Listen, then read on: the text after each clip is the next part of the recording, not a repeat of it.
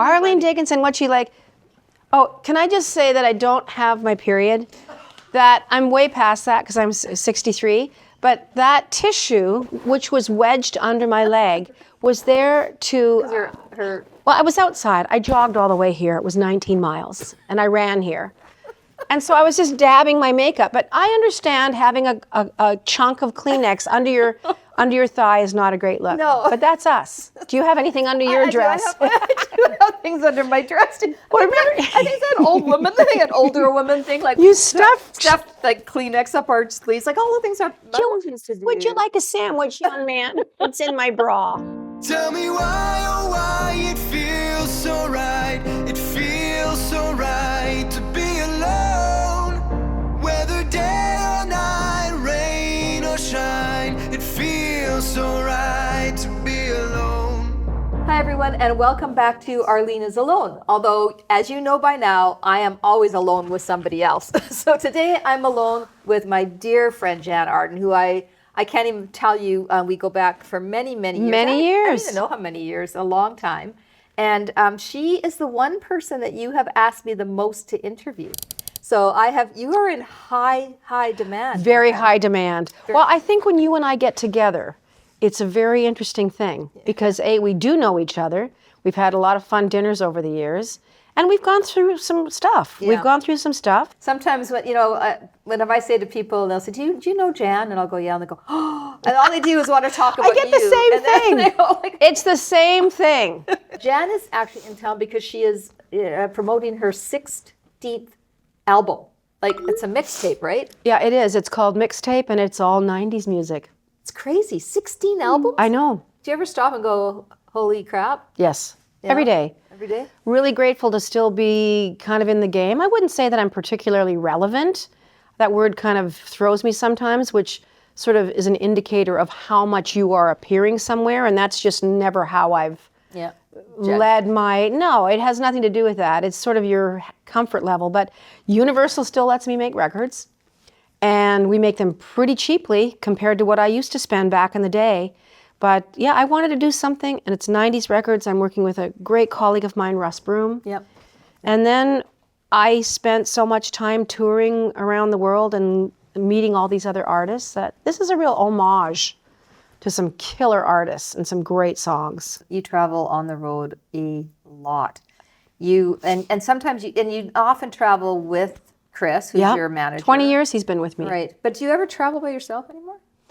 Yeah, I mean, I find myself on a plane by myself quite a bit. There's little things that I do and people that I go see. Like being single, I find it very glorious to be able to go, yeah, I'll see you in a couple of weeks, and I fly to London. Yeah. I've never been on a holiday by myself. Never? Like, no. I'm trying to think, because I know that you talk to people about this. I've never been on a holiday by myself. And I don't think I would want to go. Dinner by myself? Countless times. Yep. Movies by myself, countless times, and I don't flinch. Yep. I like it. Yeah.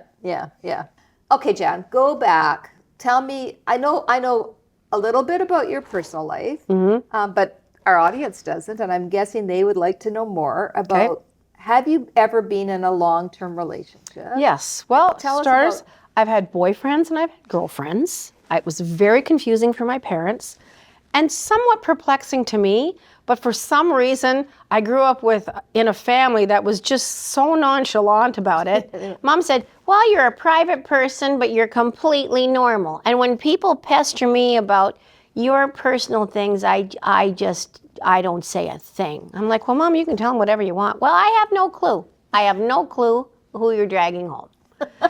But from the time I was in my early 20s to my early 50s, nonstop in relationships. And very promiscuous in my 20s. I probably prayed to the Lord God every month that I wasn't pregnant. And that's just how I rolled. I don't know what else to tell you, Arlene, but I was living the rock and roll life. Yeah, that's true. I was out there drinking beer. I remember being somewhere in like northern Alberta, and someone's pounding on my crappy little room, and it was this guy's wife, and there was going to be a brawl, and I just thought, I'm 23 years old. What am I doing? Yeah. guy's wife, but I just was like, da, da, da, da, da, da, da, da. Behaviors changed a bit because HIV came along. You became a little more tentative about being promiscuous and being out there and doing that kind of lifestyle. And I sort of was growing up slowly, hit my 30s, relationship after relationship after relationship. So 10 years ago, this year, I ended a 10-year relationship, got sober, went vegan. Both my parents were very sick. I think that had a lot to do with it because I had to be a good version of myself to look after them. Yeah. So I ended that and I never looked back. It was such a relief to me to be on my own because I hadn't been on my own, really. Mm-hmm. I was always doing triage. To be honest, I was always paying for somebody. Yeah. I was always picking up the pieces. I was always making sure the rent was paid. Yeah. And that's on me. That's not on them. It was a way for me to have my own way and to have power. Yeah. And I think I'm terrible in a relationship. Do you think you just chosen poorly? Or I thought I chose really good people. Like I had some really great girlfriends. I had terrible boyfriends, but I had some really great girlfriends that I think I let down a lot just because my work. I know that's a crappy excuse. And I didn't want kids. I didn't want kids. I didn't want that. Yeah. I kind of knew in the back of my mind that would be a disaster for these poor. Yeah. And my mom would say, Dad and I would take them. Well, we'll look after them. Just bring them out to the house. Daryl, we're not doing anything. We can raise a... She was so earnest. So, yes, the last 10 years have been so enlightening, and I'm really enjoying myself. I just feel carefree, and I don't know what the future is. I suppose I could take a lover, it's not in my body. Is that menopause? I don't know. I've talked to my doctor about it. Yeah. And she's just like, no, just go with the flow. So you're not dating at all? No, right not now? dating at all. I haven't dated at all. And no desire to? No, not at all. I'm so selfish with my time. I crawl into bed with a book or 3 and my dog and a cup of chamomile tea sitting on the nightstand. And, my calendar's, it's a good balance of things that I want to do. Yeah. And time to have sitting in the trees. Yeah. But I think, am I missing out? Am I missing out on having a person there to be a sounding board or to share my joys with? But I don't feel that way. I have such great friendships, and I include you among those really cool women that I've met in my life. And there's something about having female friends that probably carries me. When I hear you say, maybe I'm missing out on something, or maybe there's something, is that do you feel like, are you lonely at all? Do you ever feel lonely? Never. Never. I attribute this to the way I grew up. And my dad was an alcoholic, really bad alcoholic. We lived way out of town, and I took the school bus to a really small school. I think there was 80 or 90 kids in my whole school for years.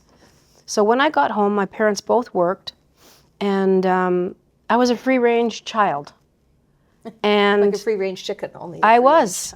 And sometimes you feel like, what did I miss out on? But my mom said, Jann, you were very capable, and there was no reining you in. You were like the bloody Pied Piper. You'd come home with kids I'd never seen in my life. And I don't know where you were collecting them in the fields. I did. My older brother was off committing crimes. He was robbing people, DUIs, drugs. So I had that going on. My dad's drunk. My older brother is just so lost, probably because my dad was an alcoholic. Like there was a lot of stuff going on. I am not resentful about it. I think I had a very colorful childhood, but I'm no worse for wear. Yeah. I got through it. Yeah. And I discovered music when I was 11 or 12 years old, and I never looked back. That saved you. That saved you from so my much, gosh. probably, right? I was just couldn't believe that I loved something so much without even really knowing what that meant. Yeah.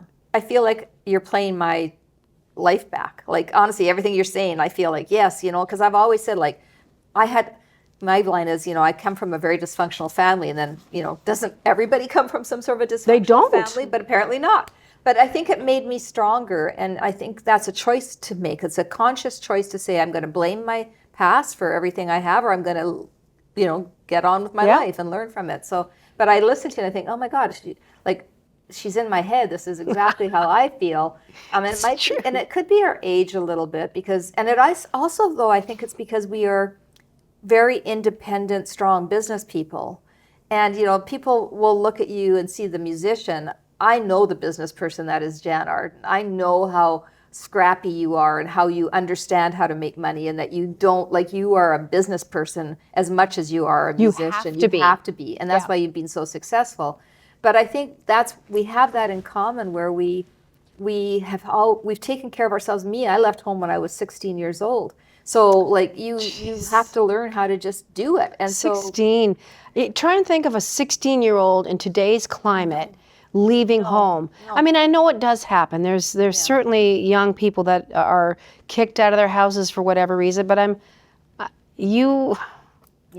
I mean, it creates such character, though. I think what I have that you have and other people that I've spoken to, but in particular you, is this unbridled optimism. You're a pragmatic optimist. You understand the world, you get what it is, but you're always optimistic about what could come next. And I think when you're alone, when you and choose to live your life alone, you have to still see beauty in the world. You have to still be optimistic about things. You can't get up and go, oh my God, what am I going to do today? Get up and go, oh, what am I going to do today?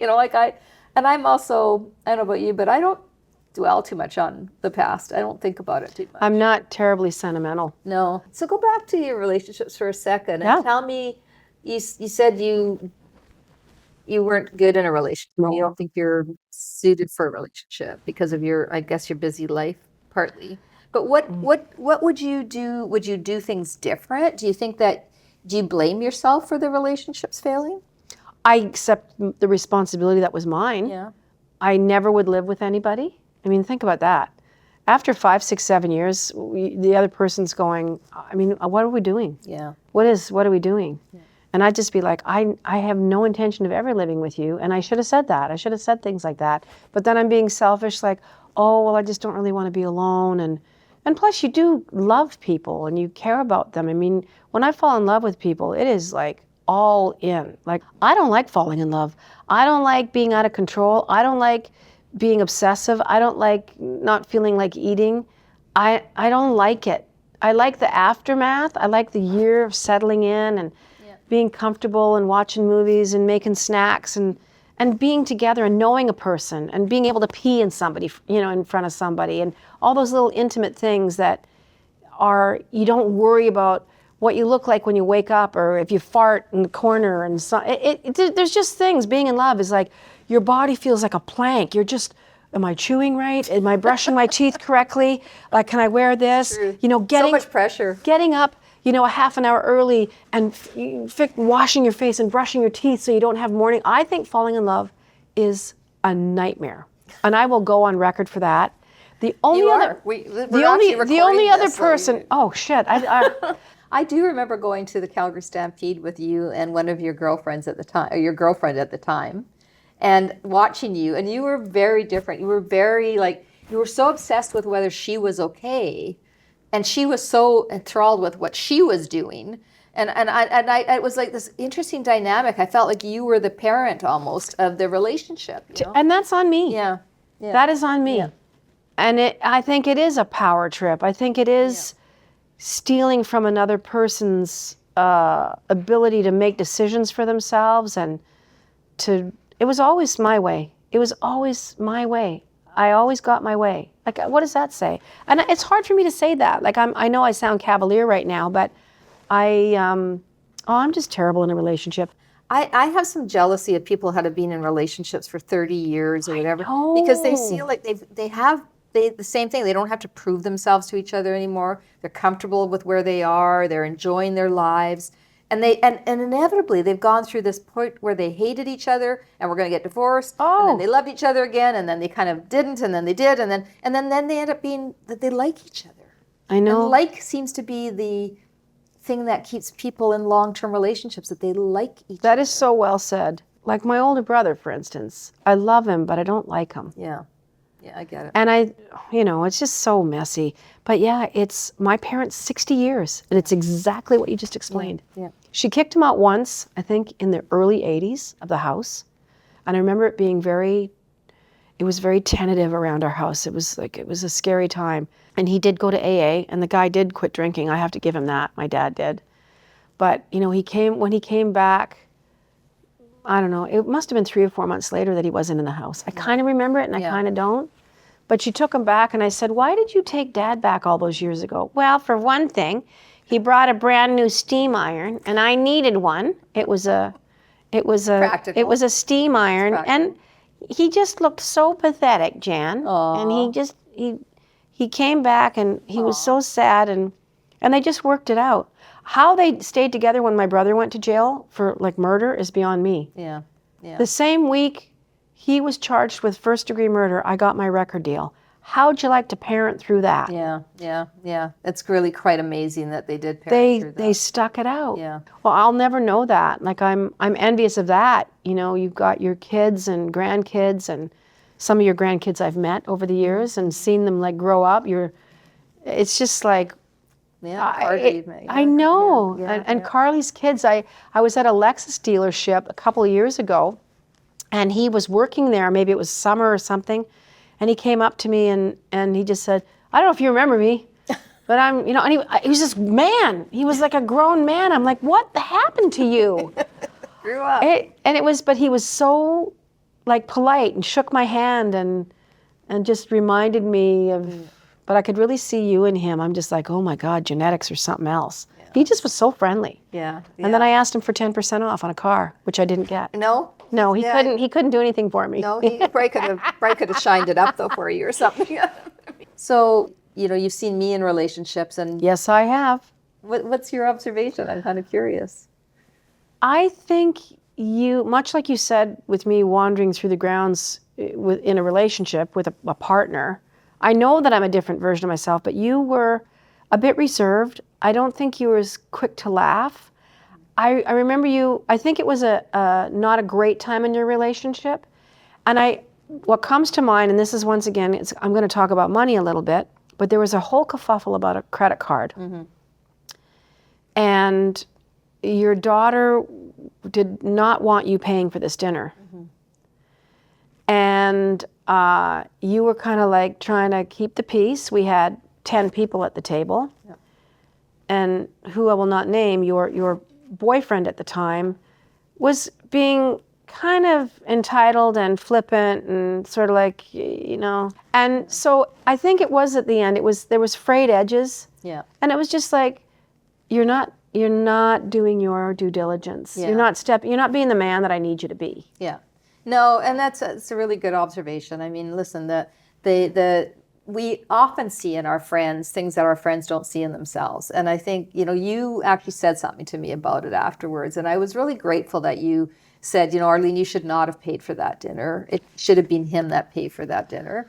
Please. And I wanted to pay for the damn dinner. And you said, you're not paying for the dinner. You tried to, and I said no, because but you're right. You get in this place where you just feel like, I just want things to be easy. I don't want to create, I hate drama. I hate anything to do with You're diffusing situations because it's easier than being confrontational. 100%. And you and I both do that. Yeah, 100%. Well, all right. Well, Jann and I can talk for a long time about literally. Are we rolling? We started yet?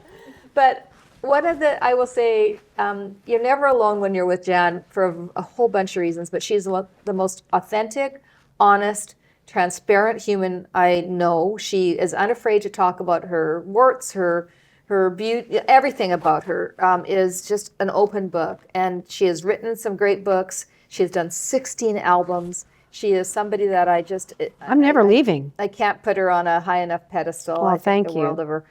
So Jann, thank you for spending the time with me today. My pleasure. Went by fast. Yeah, and Arlene is not alone when she has friends like Jann. No, absolutely. Thank you. Everybody. Thanks, everybody. See you next time. Tell me why, oh why it feels so right.